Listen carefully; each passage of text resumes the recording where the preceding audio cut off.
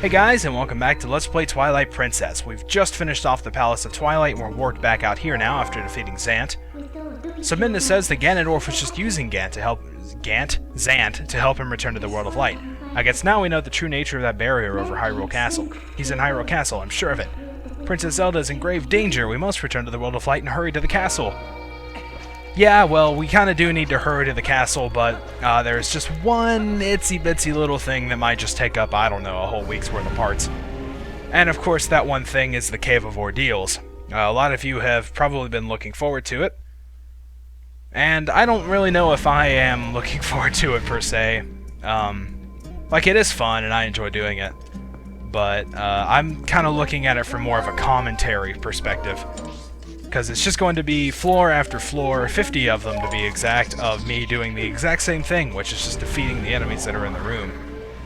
So, you know, there's really not going to be a whole lot to talk about, so I really have no idea what I'm going to do. It's probably going to be a train wreck, but we might as well go for it anyway, right? Alright, so we've warped over here to the Gerudo Mesa. You know, funny, because we were just right over there, so go figure. And anyway, of course, the Cave of Ordeals is down these little steps here. You may remember it was blocked off, like the piece of the Elden Bridge was stuck there before, so we couldn't get in. And another thing about this is the Cave of Ordeals is particularly dark, so, you know, there may be times where the background's just kind of like black for a little bit. You know, sorry about that, there's not really a whole lot I can do. But anyway, a voice is calling out to us saying, "Your power is a gift, given only to those with the confidence to wield it." Cool, let's wield it. So there's one enemy down here. You know, the floor starts off literally as simple as it can be. You just stab the guy once and there you go, he's done with.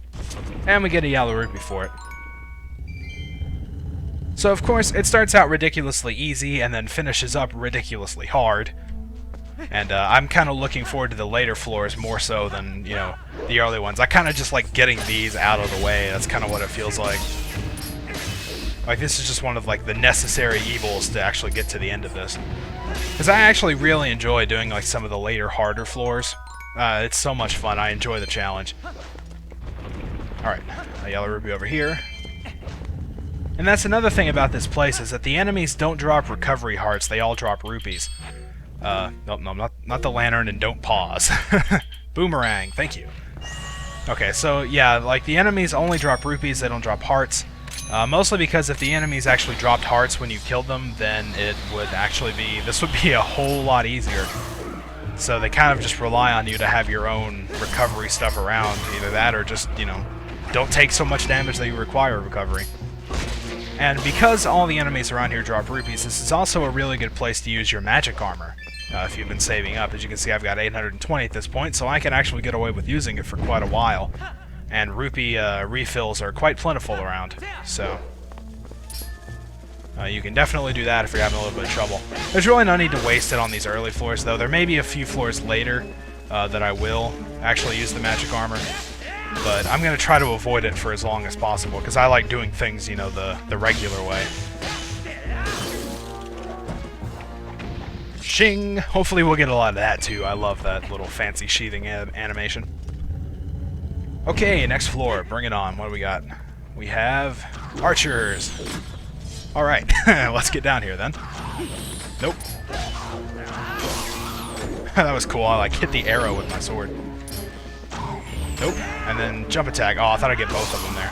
That would have been cool. There we go. See, that's not really that much of a threat. There's going to be a bunch of archers later. Like, what makes this place so hard, once you start getting in, like, past probably the 30th or maybe even the 20th floor, I don't really remember. But they really start getting creative with the enemy combinations. Like, they really start putting together things that's just like, they wouldn't normally be found together because they exist in, like, two different parts of the world. But because they do exist together in the Cave of Ordeals, they're quite a challenge. So I'm going to put on my lantern in this room just because it's literally, like, pitch black.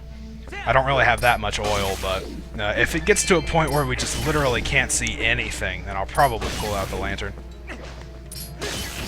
I don't know if I'm going to be able to find any refills on that along the way either, though. There are a few rooms where they have a bunch of chews, and usually they like to drop like one blue one or one red one, like in the mix. I'm not sure if they drop any yellow ones at any point, but... Oh, I tried to get fancy and do a jump attack there. Alright, Dodongo. Oh, come on, I had him. There we are. The little... What was that called? Backslice? Yeah, backslice. That's a pretty cool attack. I like it. Yellow Rupee here. Come on, Keese. And there's one more. That should be it.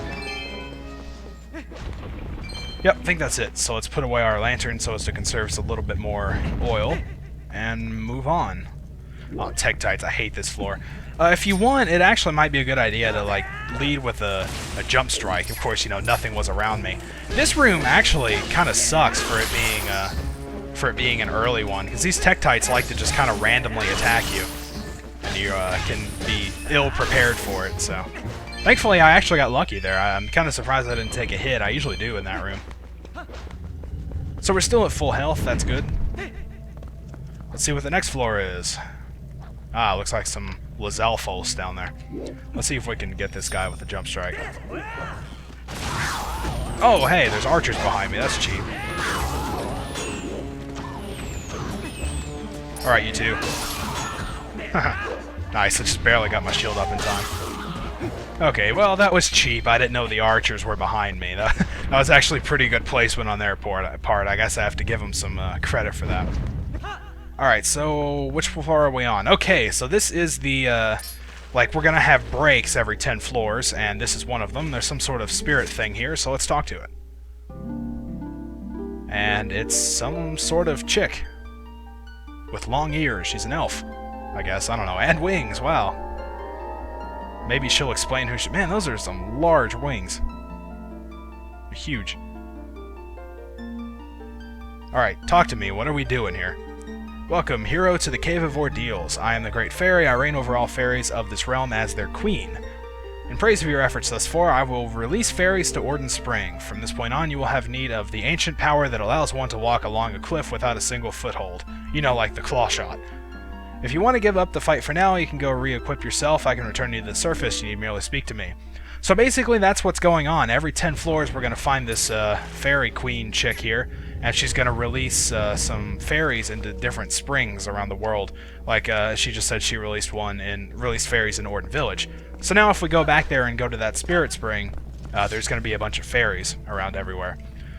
So that's cool. That can actually be pretty useful. You know, you can go pretty much wherever you want. Oh wow, that wasn't good. But you can pretty much go just wherever and restock on fairies, so that can be pretty helpful to actually complete this. But there's really not much more in it than that. Basically, one of the reasons that I have to go here is because there's going to be some Poe souls we're going to be fighting later on. Or suppose we're fighting, we're not fighting their souls. But basically, for completing this, you really don't get anything more than just a recovery item.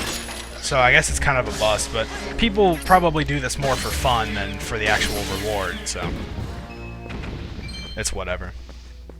Anyway, we took care of those Helmisars now. Oh wait, no, we didn't need the claw shot for this one. We needed the spinner. Notice the track along the outside.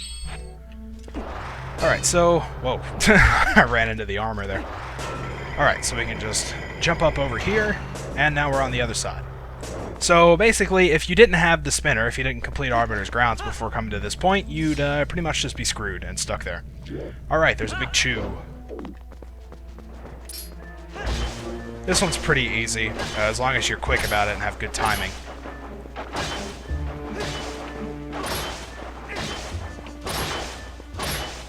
See, there we go, that wasn't so bad. I think that's it, right? Yep, that's it.